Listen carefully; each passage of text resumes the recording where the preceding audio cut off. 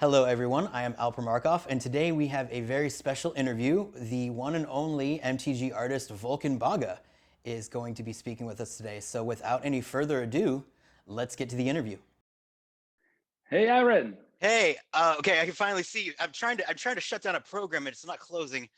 I had Okay. I had Magic the arena open and it's not shutting. So give me 1 second because it's frozen. Sure. I just realized I had it open in the background like an idiot. Hey, no problem. No problem.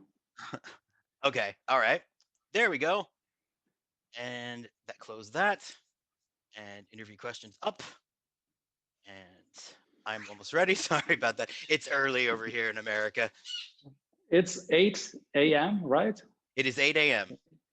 Okay, I So see. yeah, so I had to get up a little earlier for my garb, so to speak. Well, it's quite comfortable here. It's 2 p.m., as you know. Oh, that's nice. Well, what's the weather like over there right now? It's really cold here and a lot of clouds. It's not that nice here, and it's raining, so Mm, not that nice. cold. That would be. But I've never seen snow. you've never seen snow? I've never No? seen snow. I've been to places where snow can happen. It's just always summer. Yeah. Okay. So I see that you got some of the melody paintings in the background.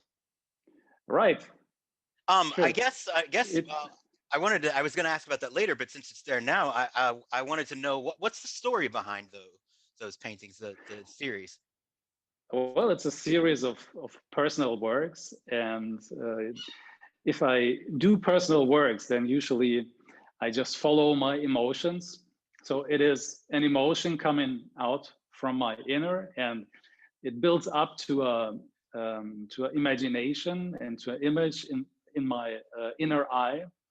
And this is something which came up from my emotions, and I always try to avoid actually to explain my personal works because I prefer them to communicate with the viewer.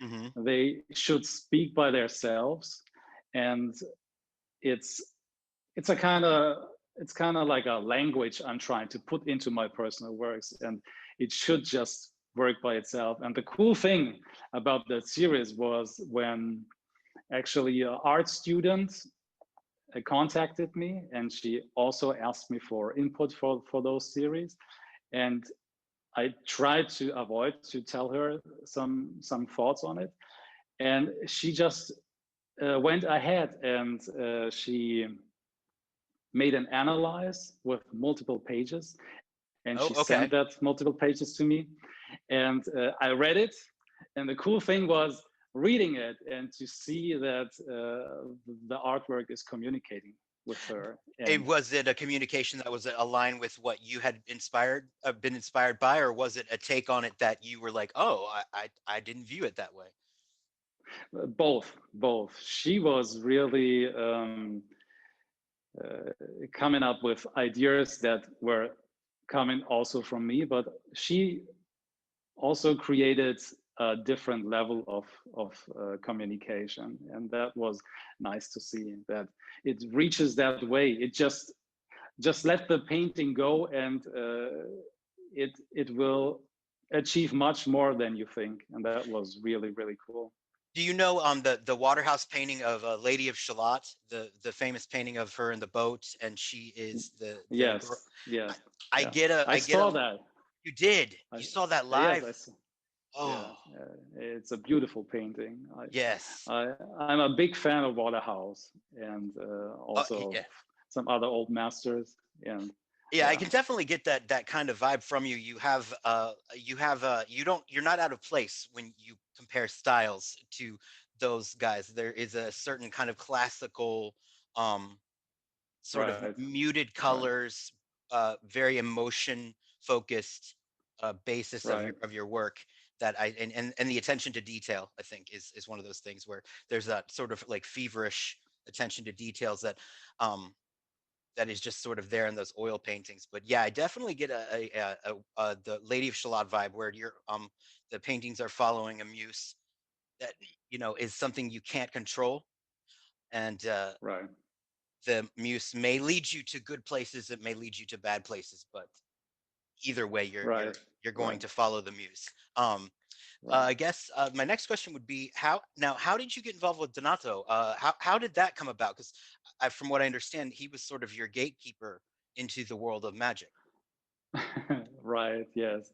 Well, I was a big fan of Donato's works, and um, I saw his works and admired his works. And actually, that was before I started to oil paint. Really? And yes, yes. And I wanted to learn that oil painting technique. And I contacted Donato if he would be willing to accept a studio assistant, and he accepted it. Wow. So that was before my career. And then I just flew to Brooklyn and joined him in his studio for a while, and picked up his techniques, and was really, really inspired there by his works. What would you say your favorite, one of your favorite pieces of his is? Oh, that's really difficult. Do you I know, mean right? Like magic work or non-magic work? that, I mean, why not say whichever one you want to name, because I don't like to keep it strictly to magic, because Right. there is art outside of it. But whichever one you'd like to answer, I'll leave it open. Okay. So when I was in his studio, I saw a lot of artworks there, of course, and was standing there and was really blown away. It was The Nameless Day. It's a non-magic work. I don't know if you're familiar with The Nameless his work. Day. The Nameless Day. He did it as a book cover artwork, a Oh, really large painting, and it's beautiful. It has actually not that much detail. It focuses really on expression. You can see there a man wrapped into clothes, and he has a extreme expression in his face, and I was always blown away by this expression. It's um, a cool atmosphere. expression is a big part of your work. It's a really big part of your work. I mean, you like to have characters that are looking directly at the camera. You know, uh, Yes. that's something that's unique to your style. How do you approach that? I can see approaching it from say like Elspeth's standpoint, where it would be easier to come Mhm. from that kind of place of goodness. What do you do when you have to conjure up the gaze of somebody who is an evil character, somebody who is up to no good?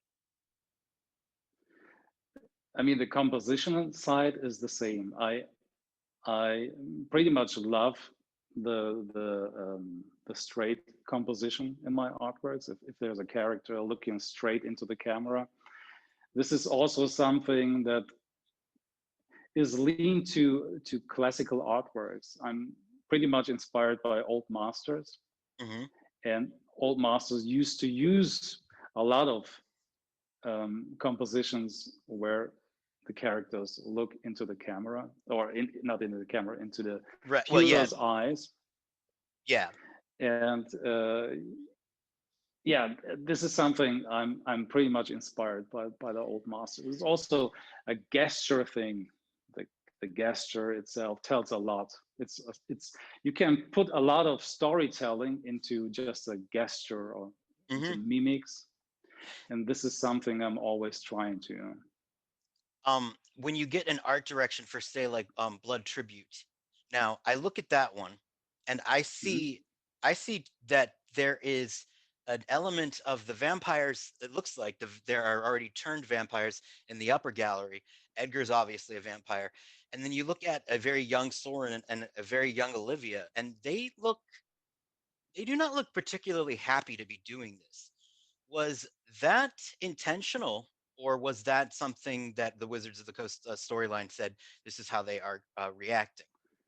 No, that wasn't something from Wizards' direction. I guess it was. I didn't do it by intent.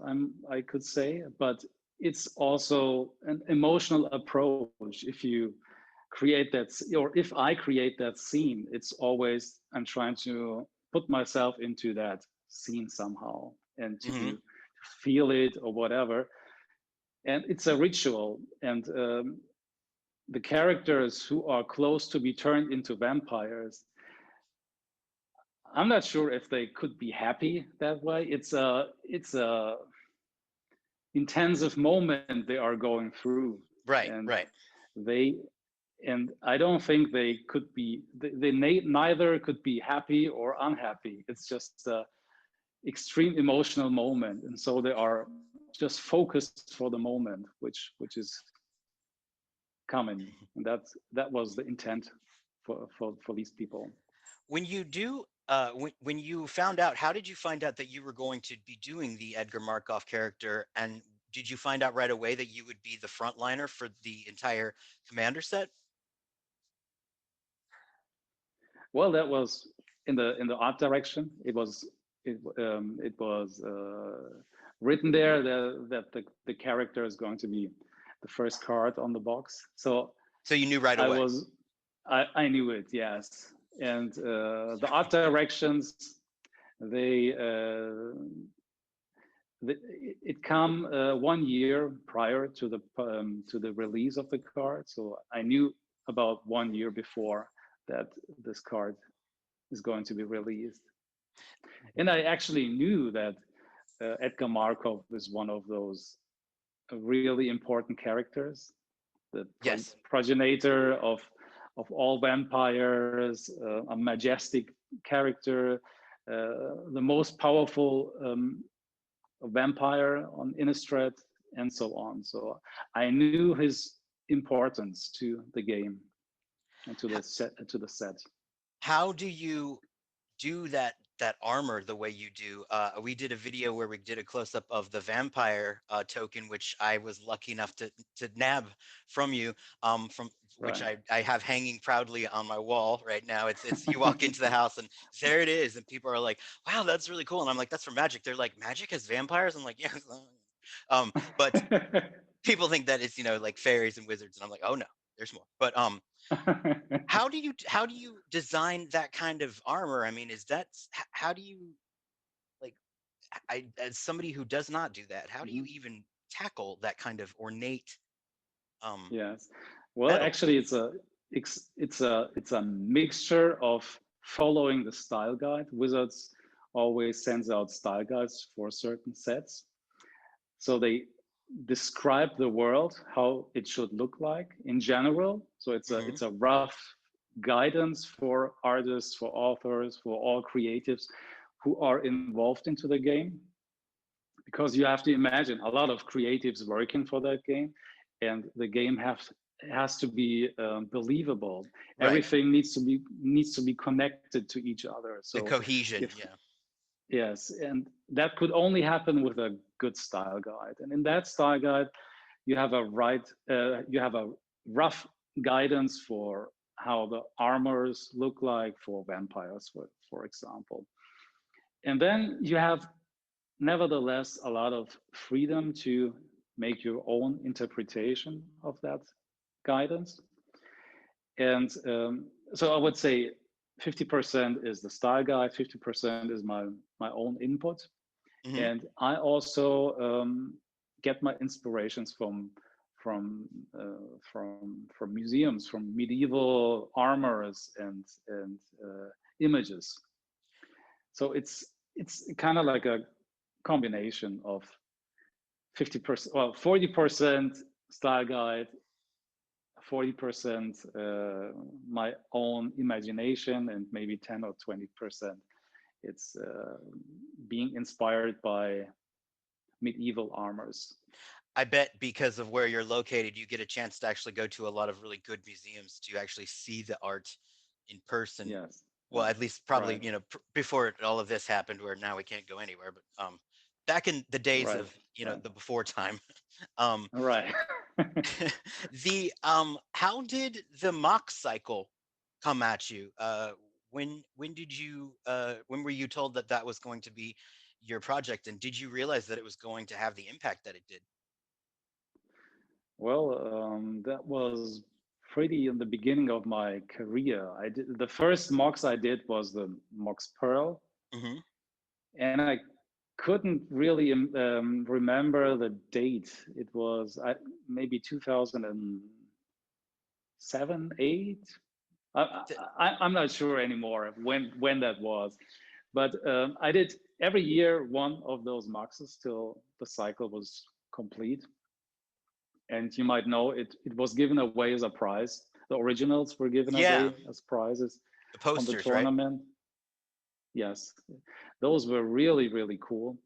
And I actually didn't know or wasn't aware that it's going to have a lot of impact.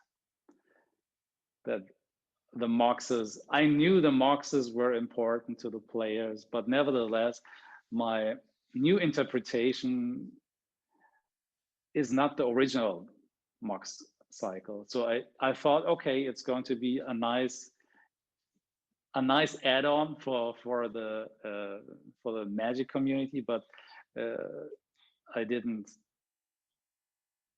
I couldn't imagine that it had so much impact on Um, my artwork. I just interviewed Steve Belladin the other day, and he was confused. He actually said this, that he was like, I don't know why they asked me to do Mox Amber. I assumed that they were going to have Vulcan do it. And what was the reason? Did you not have time to do that one, or what was the option there? Because they talked a lot about you in the process of it. There was very much a discussion about you, and so did you not, were you not able to take that project? Were you working on something else at the time? No, actually, I wasn't asked, but Really? no, but I wasn't actually also not aware that I was a lot of in discussion for that. um So I thought it's okay. Um, Steve Belladin is an excellent artist, and his Mox Amber turned out beautiful. So it's completely okay on my side that he he did it. was he was terribly nervous that he was going to ruin it, because Steve's a great, he was very hard on himself, and he's like, Vulcan stuff is so good, and I was like, No, he's a, it turned beautiful. It turned out really, really beautiful. So um I'm completely okay if you with had to it. pick a favorite protagonist and antagonist that you've painted from Magic the Gathering, who would they be? Well, the protagonist would be Elspeth. Hmm. I must admit I love my Elspeth. She's It's a beautiful. yeah, I love it, and it's one of my very first artworks for Magic, and well, let's say one of the first Magic artworks that has a lot of influence and importance to me. Why is that? Because it was so early, or what were the reasons that you hold dear to it? It was pretty early, yes, and also it was the first time I did a planeswalker. Mm, It's the first and only planeswalker I did, really? and also it has a lot of my personal style in the Elspeth painting.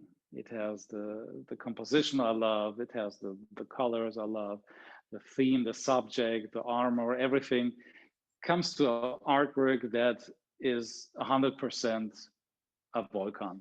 You know, it's completely mine. So, and I remember that I invested a lot of time into it Was there till it was finished.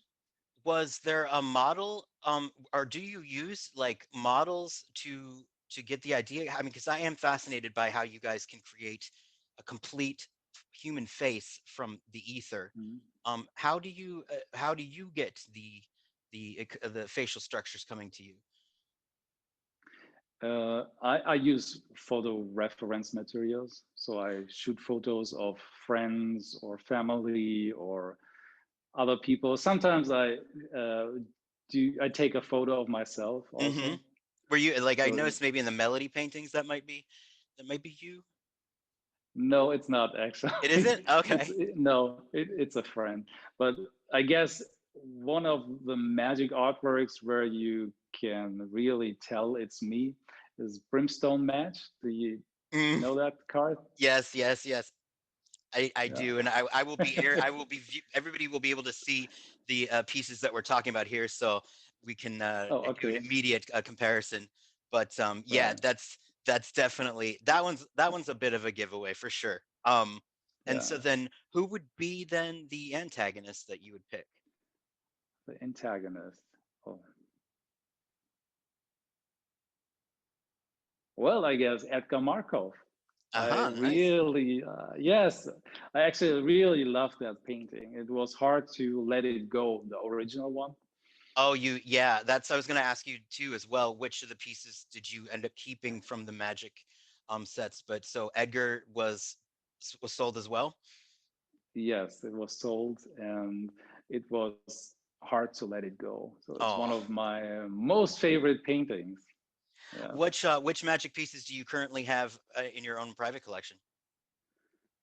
Actually, not that much. It's Really? in my private collection. I only kept one so far. It's the sketch for the Chrome Mox. Ah, wow. So you, That's yeah, that's the only one I kept. I Other read than an, that, I have a few sketches left. I have one painting left, but it's not in my private collection. It's still available to be purchased. on vulcanbaga.de. All right. um, Right. I read in an interview that you had said that there are things that you did in the beginning that you would do, quote, differently now. I was wondering if you could expand on that. What do you mean by differently? It's an interesting idea to me. Well, all artwork. If you do an artwork, then it's a capture of a moment. You have it. It always depends on your muse. It always depends on your current inspirations, the current time, maybe political topics or whatever. It's Hmm. always a moment that you are capturing. Also, emotions are differently at that moment. So if you do, or if I do the same artwork that I did 10 years ago, I definitely it's definitely going to look different. Or even before a painting or an artwork that I did a year ago, it's going to look different for sure. I wouldn't say it's going to be better, it's or worse or whatever. It's simply is going to look different And aesthetically. yeah, I gotcha. Is there is there any dabbling that you have been doing in digital? Do you still strictly keep to oil, or have you dabbled in the digital world? I well, I considered to dive into the digital world. I tried it on a Wacom board also, but I gave it up pretty quick. So Right. I let's say I invested 2 days or 3 days in trying out a Wacom board, Hmm. and then I've realized it's just not my medium. Yeah, just that you. It's it doesn't feel correct or right to me. I would like to have the smell of oil paints. I would like it's kind of like a ceremony. If I start a painting, Right. then it's selecting the tubes, the color tubes, the oil paints, opening them up and mixing them and smelling the oil paints. And it's a ceremony that takes half a day to before I start with the painting, and it's very important for me to get into that mood to start painting. Do you And listen to I could music when you paint, or I just wondered if that's part of the ritual. not seldom to music, but a lot to audiobooks. I love Ah, I love to listen audiobooks while I'm working. That's that's I one am. of those nice things Oh, right. I'm with an my Audible job. junkie myself. Like I've gone through maybe 200 this year alone. It's big time Audible junkie. Right, right, right.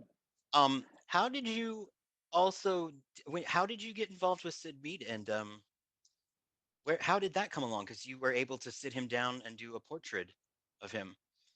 Right. Yeah.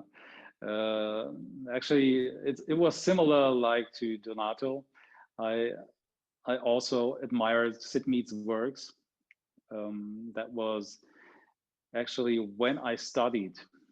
I studied um, communications design with focus on illustration, and I admired Sid Mead's works because he's so brilliant. Mm-hmm. His feel for geometrical forms and lines and proportions is really, really distinctive and unique.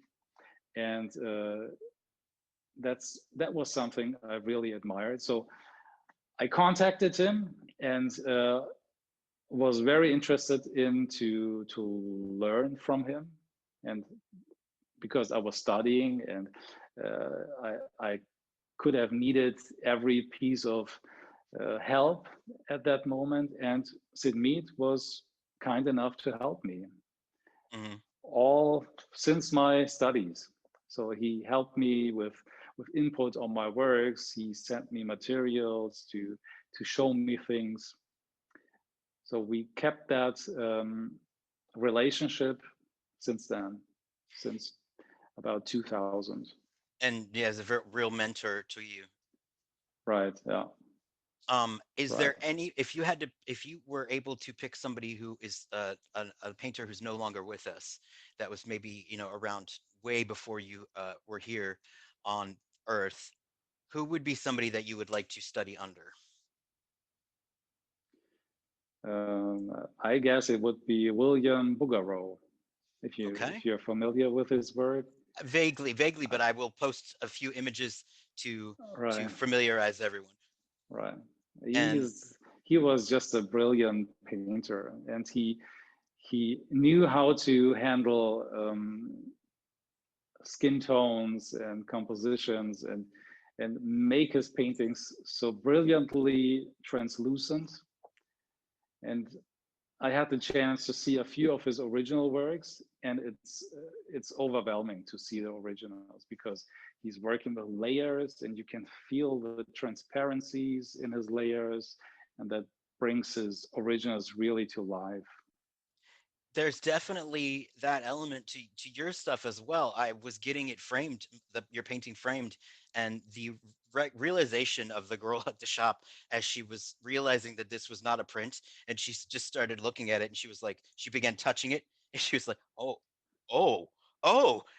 I was like, yeah, this is. She's like, this isn't a print. I was like, no. She's like, this is the coolest thing I've ever framed. I mean, she works Oh, at a Hobby Lobby, so you get a lot of like, I'm here in Naples, Florida, a lot of like, maybe yeah. crappy flame flowers and kind of that Mhm. schmaltz, and then a legit oil painting. That how long did that take you to do that particular piece?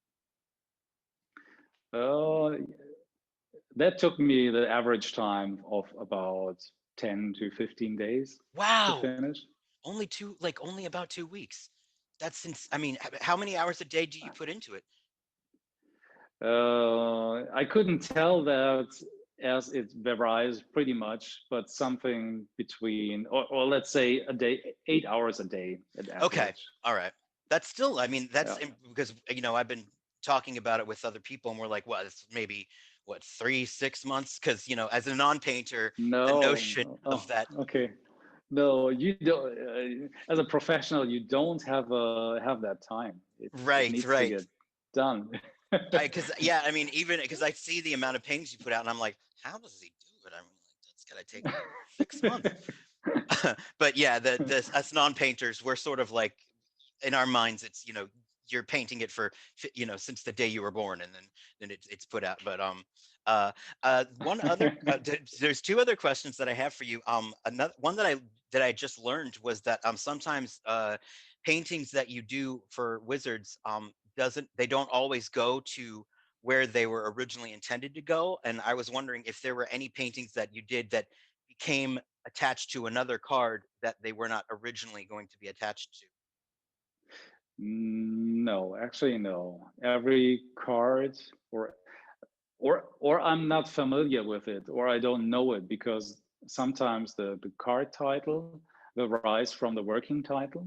Mm-hmm. So I have a working title, and it is changed seldomly, but it is done by Wizards. And I'm not sure if, but I don't think so that the card changed. I think only the title changed. So I don't Right. think And that's the. I'm sorry, go on. I don't think that the intention of the card changed. Mm-hmm. So it's only the title.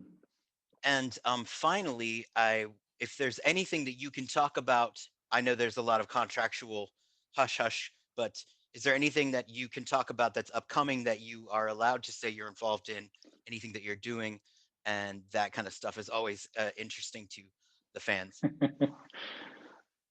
Well, I mainly do magic work. So I don't do. I seldom do other works than magic, and magic. The working for magic is really confidential. So Yeah. I could Yeah. only say I've worked a lot of.